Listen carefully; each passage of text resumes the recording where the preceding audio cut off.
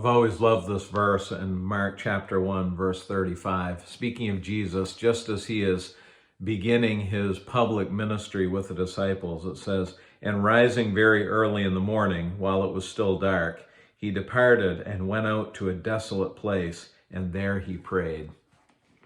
I've always loved that verse. I think it's very interesting. Here you have Jesus, who is very God. Paul says in Colossians that he was the fullness of the Godhead bodily, and yet fully man as well, that he might go to the cross and give a sacrifice for our sin. And here he is, he's out in his ministry, he's in the public eye, he is with people all of the time, he is teaching, he is healing, he is helping people to try and understand that the kingdom is coming. And he gets up very early and goes out and prays. What an example Jesus sets for us as Christ followers.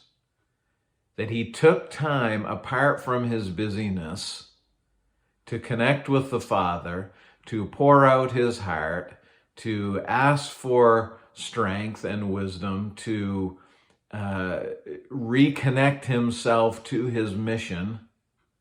Now, in his deity, of course, he did not need to do this. He was God. He is God.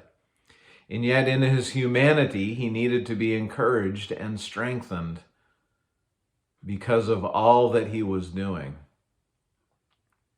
How arrogant for us to think that we can go about our lives and do all the things that God has asked us to do, to raise our families, interact with our friends, serve in our churches, spend our money wisely, care for our friends and neighbors, and not ask God daily, multiple times a day, for wisdom and strength that we might live rightly. Jesus took time before his day even began, before he faced all of the pressures that would come upon him as he did what God was calling him to do. And he prayed. Friends, how desperately we need to understand that if we have any hope of accomplishing all that God has put before us, any hope of standing against the tide of evil that rushes against us in this world, that we must take time to pray.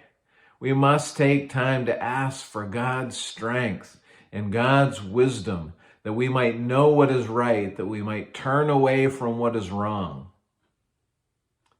I'm not naturally a get up early kind of guy, but I do know that the first coherent thing that I need to do every day is spend time in God's Word and spend time asking Him for wisdom and strength for the day. And I challenge you to do the same. And I challenge you to look into your life, look into your schedule, and find time at the beginning of the day. Dedicate yourself to prayer, to ask God to give you wisdom and strength as you walk this life.